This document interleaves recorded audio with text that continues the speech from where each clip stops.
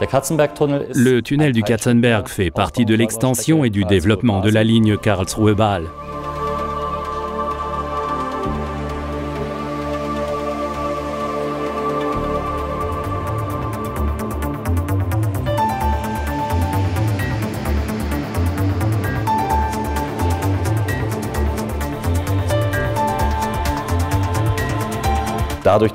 Le tunnel résout bien entendu le problème de la pollution sonore. Et nous avons gagné près de 10 minutes de temps de trajet rien qu'avec le tunnel du Katzenberg.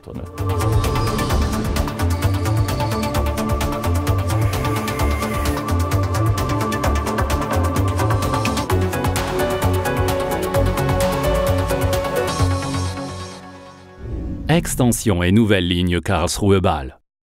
Ayant atteint ses limites de capacité, la ligne de la vallée du Rhin doit être mise à 4 voies. Long de 9 km 400, le tunnel du Katzenberg entre Bad Bellingen et Effringenkirchen rend le tracé de la ligne plus droit. Il traverse les abords du Markgräflerland dans le secteur d'Isteiner Klotz. Des trains roulant à 250 km/h emprunteront bientôt le 3e plus long tunnel ferroviaire d'Allemagne. Les ouvriers, installateurs, ingénieurs et visiteurs de l'un des plus grands chantiers d'Allemagne sont protégés pendant toute la durée des travaux par des normes de sécurité strictes. Des mini-émetteurs signalent leur position au poste de commande logistique. C'est de là que l'on coordonne chaque déplacement de véhicule dans les 2 tubes et que l'on surveille ce qui se passe dans le tunnel. Ces normes s'appliquent aussi à l'installation d'une voie sur dalle.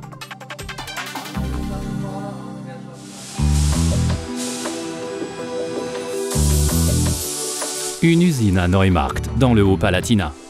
On y prépare l'arrivée de l'équipe de nuit qui va bétonner les dalles de couche d'assises.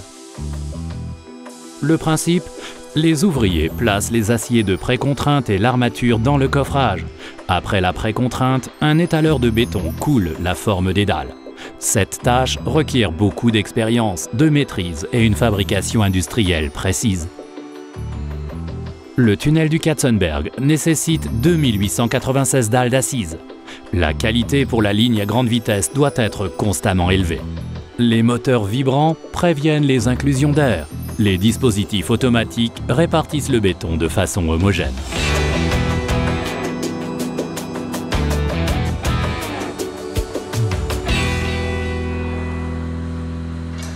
Équipe de nuit, 4 heures du matin.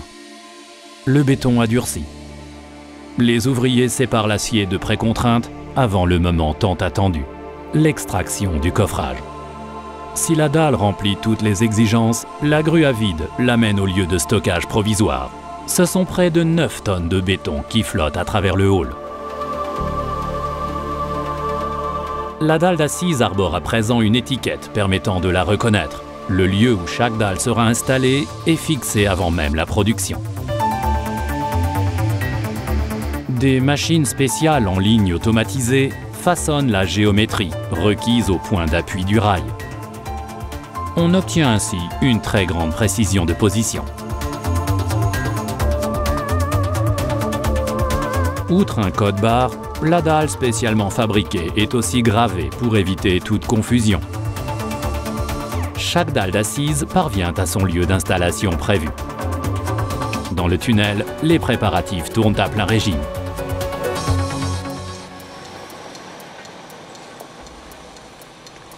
Le coulage du béton dans le tunnel du Katzenberg exige des conducteurs une concentration absolue. Un système laser assiste le pilotage sur l'accotement étroit. Il dispose d'un instrument précieux pour éviter les chutes dans la tranchée du tunnel.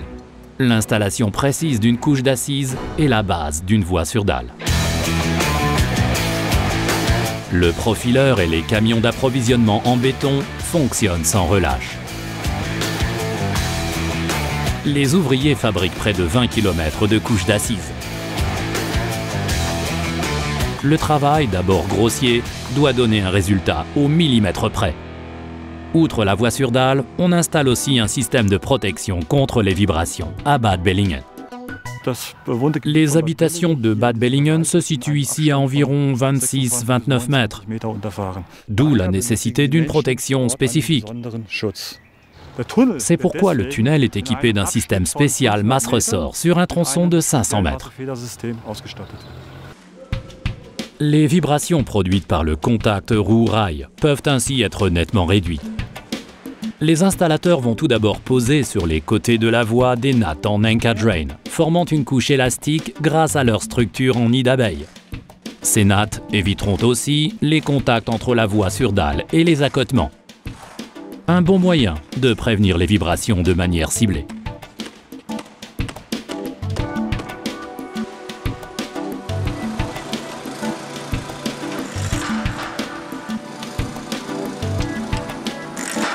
Le système masse-ressort atténue sensiblement les vibrations transmises par le tunnel à la roche lors du passage d'un train.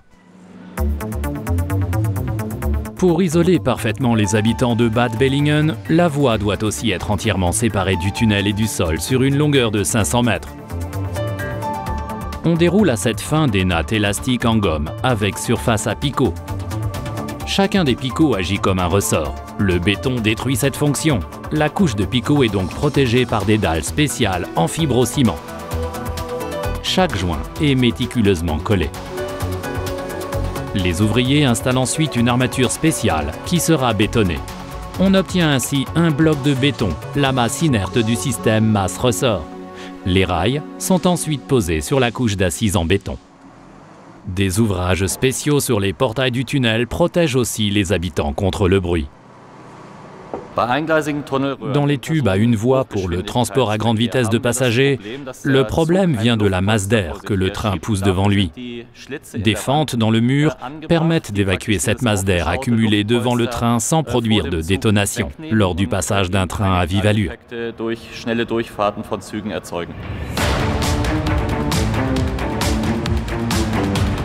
L'installation de la voie sur dalle est planifiée avec minutie. Le niveau de préfabrication très élevé garantit des temps de construction courts. Les camions livrent sans interruption. Les installateurs posent non-stop, avec toujours le geste juste.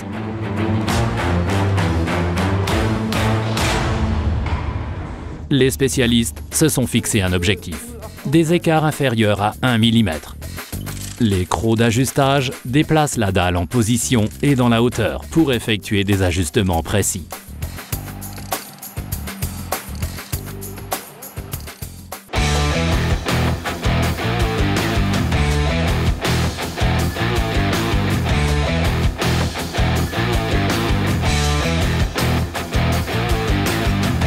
Les dalles d'assises sont nivelées et fixées par l'équipe qui suit. À cette fin, on coule du béton sous la dalle, jusqu'à en expulser tout l'air. Difficulté particulière, les couches d'assises ne doivent pas flotter, leur position doit être préservée.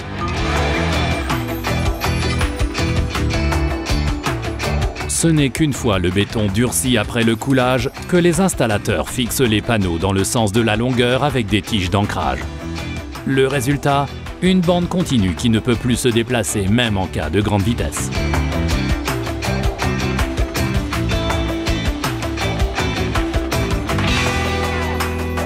On obtient ainsi une voie homogène sur laquelle les installateurs fixent la voie de montage. Les barres longues prévues pour la ligne font 180 mètres de long. Elles seront acheminées dans le tunnel par le chemin de fer. Entre-temps, la voie de montage permet de monter les revêtements praticables, indispensables pour le concept de sauvetage dans le tunnel.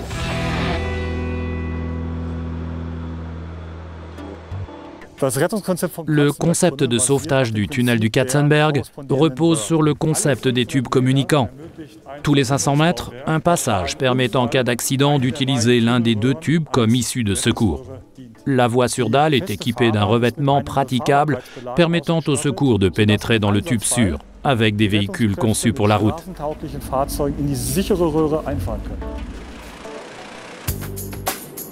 Des trains roulant à des vitesses atteignant jusqu'à 250 km/h traverseront le troisième tunnel le plus long d'Allemagne en toute sécurité. Grâce à l'installation d'un système de contrôle et de sécurité, tous les mouvements du train dans le tunnel sont dirigés et surveillés avec précision. Notre centrale d'activité de Karlsruhe contrôle tout le secteur dont notre tunnel du Katzenberg fait partie. C'est là que se trouvent les responsables de trafic qui assurent la sécurité de circulation des trains. Toutes les instructions commandant les déplacements des trains arrivent au tunnel via la sous-centrale de Boogingen et le poste d'aiguillage de Schlingen. La transmission des données se fait par les câbles de contact qui sont installés sur les voies. Nos câbles de contact déployés sur les voies permettent de localiser constamment le train. Ainsi, le conducteur dispose d'une signalisation s'affichant directement dans la cabine de pilotage.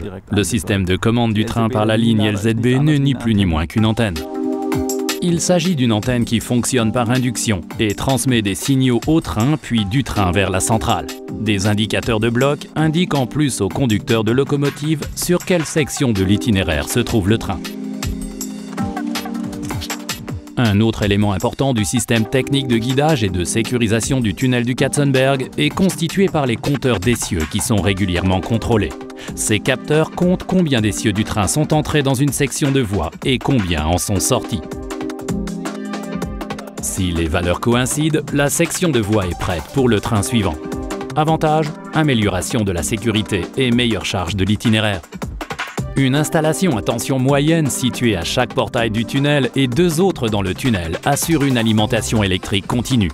Elle fournit par exemple du courant pour l'éclairage de secours qui, dans les cas graves, éclaire la voie de sauvetage jusqu'au prochain croisement. Elle fournit aussi du courant à un réseau dense de canaux de communication. Entre autres, le système d'appel d'urgence du tunnel, le NBS 2010. Nous avons également installé de nombreux équipements radiotechniques dans notre tunnel. Après tout, nous souhaitons offrir à nos passagers la possibilité de téléphoner avec leur portable dans le tunnel du Katzenberg. Dans le tunnel du Katzenberg, planificateurs et développeurs inaugurent aussi un nouveau procédé d'installation de la caténaire. Dans les tubes du tunnel monovoie, composés de segments de béton préfabriqués, ce qu'on appelle les voussoirs, l'alimentation électrique des trains sera assurée par un nouveau système. Pour le tunnel du Katzenberg, l'innovation consiste à se passer de rails Alphen, c'est-à-dire de rails de support pour fixer la caténaire. Les consoles de caténaire sont espacées d'exactement 48 mètres. La tâche des ingénieurs spécialisés consiste à reporter ces intervalles fixes sur une longueur de 9 km jusqu'à ce qu'ils soient parfaitement calés avec les bandes de points d'ancrage qui donnent la position des forages. Les équipes de perçage travaillent sur des plateformes mobiles conçues tout spécialement pour le tunnel du Katzenberg. Les engins de chantier peuvent ainsi passer sous la plateforme. Cela permet d'effectuer plusieurs travaux en parallèle dans le tunnel.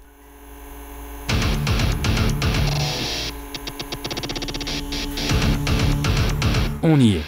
Le perçage commence. Le compresseur fonctionne.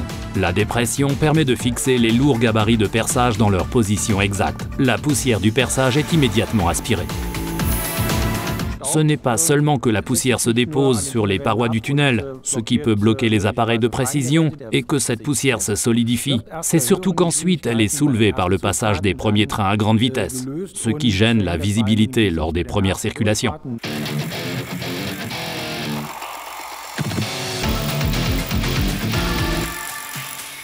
Selon l'élément de caténaire que l'on fixe sur le voussoir, les monteurs posent le nombre adéquat de chevilles et d'armatures qui donne ce qu'on appelle un schéma de perçage. Pour chaque schéma, il y a un gabarit, soit 9 en tout. Les cartouches des ancrages scellés contiennent 2 produits chimiques qui réagissent au contact l'un de l'autre dès que le contenant est cassé. L'ancrage fileté est pris dans le béton en très peu de temps. On pourrait y accrocher une voiture, tant la fixation est solide.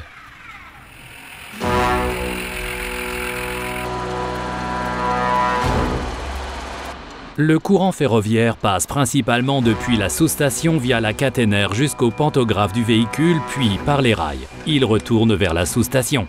Dans le tunnel, tous les éléments tels que les poinçons et les consoles doivent être en plus reliés à la terre. C'est pour cela qu'ils sont reliés au conducteur de retour qu'installent les hommes sur la paroi du tunnel.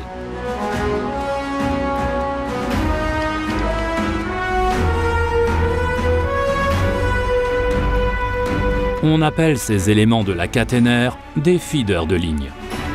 Ces feeders alimentent en électricité les 9 km du parcours. Le câble de contact qui alimente le train en électricité est lui-même alimenté par ce feeder.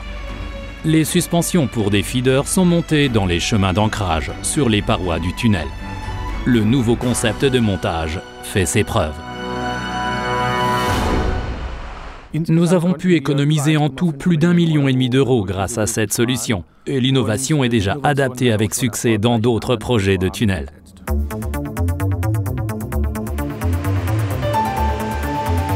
Presque tous les éléments ont été développés ou modifiés spécifiquement pour le tunnel du Katzenberg afin de répondre aux exigences de la grande vitesse. C'est aussi vrai pour les consoles, qui ont été construites pour supporter une vitesse allant jusqu'à 330 km/h. D'où la désignation RE 330. Ce qui à première vue paraît simple et imprécis, donnera à la fin de la journée un fil de contact ajusté au centimètre près. Car c'est de la position du câble de contact que dépend une alimentation électrique régulière du train. Les spécialistes travaillent avec la plus grande concentration afin de faire passer d'abord le câble porteur puis le fil de contact. Le travail doit être absolument sûr. Le câble porteur et le fil de contact pèsent tout de même 1,5 tonnes par kilomètre.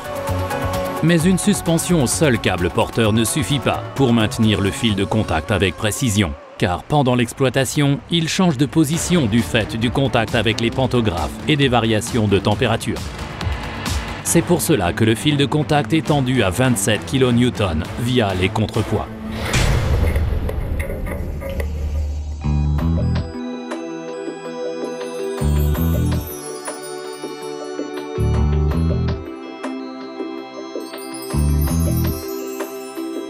En activité, les trains peuvent traverser le tunnel en 2 minutes et 15 secondes.